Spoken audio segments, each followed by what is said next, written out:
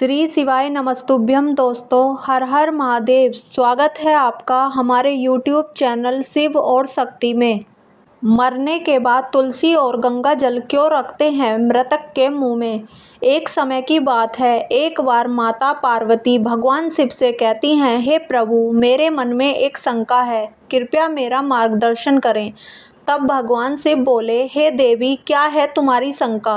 कृपया बताओ। तुम्हारी शंका का निवारण करके हमें प्रसन्नता होगी।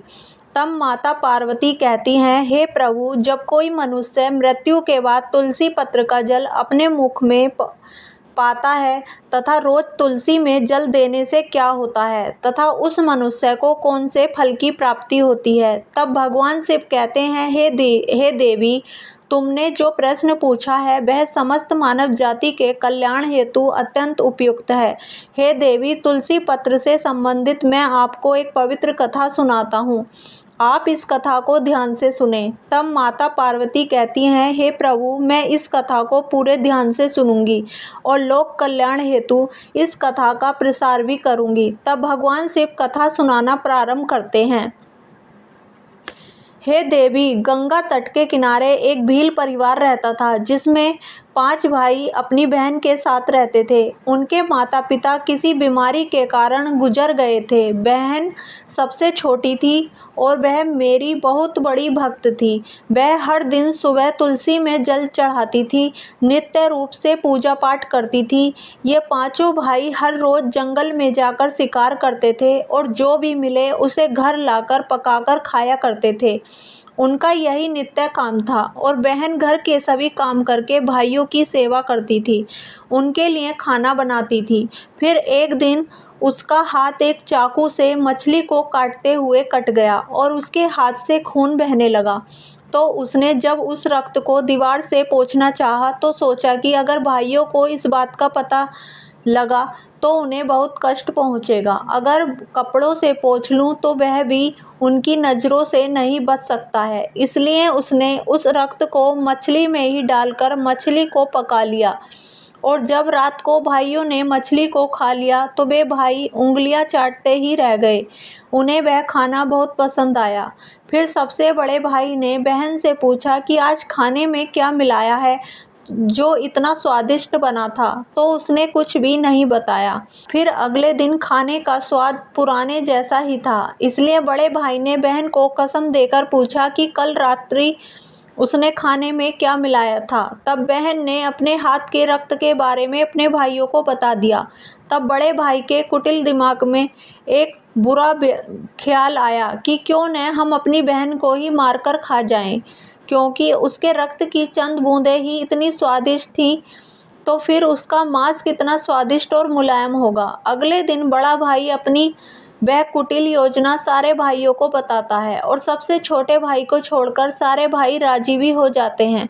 तब बड़ा भाई अपनी बहन की हत्या करने की साजिश करता है। दूसरे दिन वे सभी अपनी बहन की शादी कराने हेतु उसे दूसरे गांव चलने के लिए मना लेते हैं। फिर वे सभी अपनी बहन को साथ रास्ते की एक छोटी सी गुफा में ले जाकर उसे बांध देते हैं और उस पर बाणों से वार करना शुरू कर देते हैं। तभी उस स्त्री ने मन ही मन ईश्वर से प्रार्थना करते हुए कहती है, हे प्रभु, अब आप ही मेरी रक्षा करें। तब एक चमत्कार हो जाता है। सबसे बड़ा भाई बाण तो चलाता है लेकिन उसका निशाना चूक जाता है और बार बार प्रयास करने के बाद भी उसका निशाना बार बार चूक जाता है। फिर दूसरे भाई भी एक एक करके बाण चलाते हैं और उन सभी का भी निशाना चूक जाता है। अंत में सबसे छोटे भाई को बाण चलाने को कहते हैं किंतु वह मना कर देता है। तब सभी भाई उसे ही जान से मारने की धमकी देते हैं। तो उसकी बहन स्वयं मुझसे विनती करती हुई बोली, हे प्रभु, अब आप मेरे छोटे भाई की रक्षा करें और मेरे प्राण ले लीजिए। ऐसा कहते ही सबसे छोटे भाई का बाण बिना निशाने के ही बहन के सीने को भेद जाता है। तब वह 4 भाई अपनी ही सगी बहन को काटकर पकाते हैं और आपस में परोसते हैं और अंत में सबसे छोटे भाई को उसका सिर खाने को देते हैं। वह अत्यंत दुखी होकर मन ही मन बहुत रोता है और उसने अपने कपड़ों में एक मछली का टुकड़ा छुपाकर रखा था, तो उसने उस मछली को ही खाने में मिलाकर खाते समय उसने अपने पात्र के नीचे एक छोटा सा गड्ढा खोदकर उसमें अपनी बहन के सिर और हाथ पैर के टुकड़े डाल दिए। फिर वे सब वहाँ से चले जाते हैं। दूसरे दिन छोटा भाई इस जगह पर आकर एक बांस का पेड़ अपनी बहन की याद में लगा देता है और उसे रोजाना पानी देता है। इसी तरह कुछ दिन बीत जाने के बाद एक साधु उस बांस के पास मलमूत्र त्यागने हेतु जाते हैं तो वहाँ से आवाज़ आती है, हे साधु महाराज, आप इस जगह पर मलमूत्र का त्याग ना करें। तभी वह साधु आश्चर्य से एक बांस के टुकड़े को काटकर अपने साथ रखते हैं और उसकी एक बांसुरी बना लेते हैं। जब भी वह साधु बांसुरी बजाता था तो उसमें से एक स्त्री की सुंदर गीत आती हुई आवाज़ आती थी। वह साधु उस बांसुरी को बजाते और द्वार द्वार जाकर भिक्षा मांगते, उसी से अपना जीवन यापन करने लगा। कुछ समय बीतने के बाद वह साधु उस बड़े भाई के घर के पास गया तो उस बांसुरी से आवाज़ आने लगी कि इसी दुष्ट ने मेरी हत्या की है। ऐसा सुनते ही बड़ा भाई घर से भागते हुए आया और उसने उस साधु को अपने द्वार से आगे भगाया। फिर इसी तरह वह साधु उन 4 भाइयों के द्वार पर जाता है, किंतु वह सभी भाई साधु को वहां से भगा देते हैं। साधु को तब कुछ हद तक यह बात समझ में आ जाती है कि जिस स्त्री की आत्मा इस बांसुरी में रहती है उसका इन लोगों के साथ जरूर कुछ नाता होगा, किंतु बेचारा साधु उन सभी के साथ कुछ भी नहीं कर सकता था। साधु फिर अंत में 5वें भाई के द्वार पर जाता है। तभी वहाँ बांसुरी कहती है, यही मेरे प्रिय भाई का घर है। जब घर में बैठे दुखी भाई को अपनी बहन की पुकार सुनाई दी तो वह भागते हुए घर के बाहर आता है, किंतु वह देखता है कि एक साधु बांसुरी लेकर द्वार पर खड़ा है। तो उस साधु ने उसे बताया कि यह आवाज़ उस बांसुरी से आई है। तब वह भाई उस साधु से विनती करते हुए बांसुरी मांगता है। वह साधु उस बांसुरी को 5वें भाई को दे देता है और वहाँ से चला जाता है। फिर वह भाई अपनी बहन की आवाज़ वाली बांसुरी बजाता है तो वह कहती है, हे भाई, मुझे पता है तुम मुझसे बहुत प्रेम करते हो, किंतु मेरी मुक्ति के लिए तुम हर दिन घर की तुलसी में जल चढ़ाओ तथा भगवान श्री हरि विष्णु का प्रत्येक दिन पूजा पाठ करो।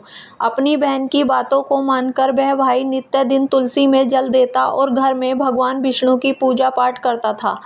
एक दिन जब वह भाई तुलसी को जल देते हुए मन ही मन भगवान विष्णु के नाम का जप कर रहा था, तब स्वयं भगवान विष्णु उसी तुलसी के पौधे से उस गरीब भाई के घर में प्रकट हुए। फिर वह भाई तुरंत भगवान विष्णु की शरण में आया और सच्चे मन से स्तुति करने लगा। तब भगवान विष्णु ने उस भाई को तुलसी पत्र का जल उस बांसुरी में डालने को कहा और उसने भगवान विष्णु का नाम लेते हुए उस बांसुरी में तुलसी पत्र से जल डाला। भगवान विष्णु के आशीर्वाद से उस स्त्री का पुनर्जन्म हुआ, जिसके बाद वह स्वयं उस बांसुरी के बाहर आ गई। तब उन दोनों भाई बहन को भगवान विष्णु ने तुलसी के संबंध में महत्वपूर्ण ज्ञान दिया था। फिर भगवान शिव कहते हैं, हे देवी, वह ज्ञान अब आप भी ध्यान से सुनो। तुलसी को देवी लक्ष्मी का ही रूप माना जाता है। तुलसी में हर रोज जल चढ़ाने से जीवन की सभी परेशानियां दूर होती हैं और सुख शांति आती है और धन का लाभ होता है। तुलसी में जल चढ़ाते समय चंदन का तिलक लगाना शुभ माना जाता है। तुलसी में जल चढ़ाने का सही समय सूर्योदय से लेकर उसके 2 से 3 घंटे बाद तक का ही होता है। तुलसी के पौधे में रविवार को जल नहीं चढ़ाना चाहिए। मंगलवार को तुलसी में जल चढ़ाने से भगवान विष्णु और देवी लक्ष्मी दोनों ही प्रसन्न होते हैं। रोज सुबह स्नान के बाद तुलसी में जल अर्पित करने से जीवन के दुर्भाग्य दूर होते हैं। फिर भगवान शिव कहते हैं, हे देवी, मृत्यु ही जीवन का परम सत्य है। मृत्यु के उपरांत व्यक्ति का विधि पूर्वक अंतिम संस्कार करने का विधान है, जिससे उसके शरीर को मुक्ति मिल सके और वह एक शरीर को त्याग कर दूसरा शरीर धारण कर सके। इस प्रकार से जब व्यक्ति मोक्ष की प्राप्ति करता है तो उसे सभी पापों से मुक्ति मिलती है। मृत्यु के समय मुंह में गंगाजल डालना चाहिए, जिसका कारण है कि गंगाजल कभी खराब नहीं होता है और गंगाजल की कुछ बूंदें ही मृत्यु उपरांत व्यक्ति के लिए मोक्ष के द्वार खोल देती है। मृत्यु के समय व्यक्ति के मुख में गंगाजल डालने से उसे कई शारीरिक कष्टों से मुक्ति मिल जाती है और आसान मृत्यु मिल जाती है।